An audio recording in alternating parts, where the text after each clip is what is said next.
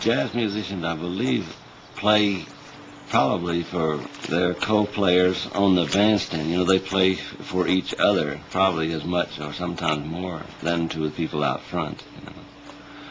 Often there's more educated listening going on the bandstand than there is out front. It's sort of a musical conversation. The back and forth of that, I think, is what makes a good jazz performance. But I'll play an octave C.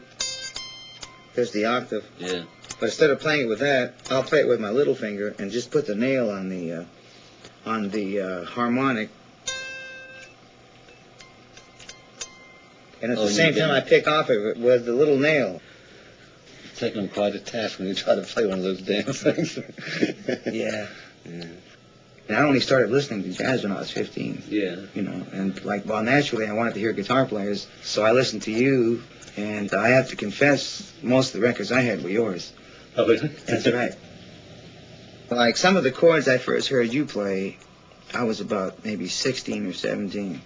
And I heard, you know, I didn't hear you play chords that often, but when you did, some of the chord changes you'd use, some of the voicings, they completely just threw me off because I didn't know what you were doing. I didn't understand it. You know, I heard some of your records, you were playing some chords, man, that I just don't know. I just never heard anybody play those chords.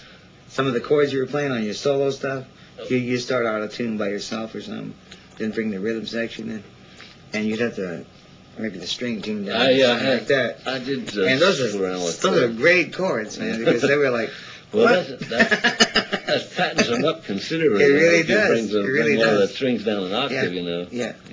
But just the voicings alone, it took me a few years to. I finally got onto them. Yeah. You know, after I got into piano. You know, I got into piano, and then all of a sudden I said, "Oh yeah, that's what that was."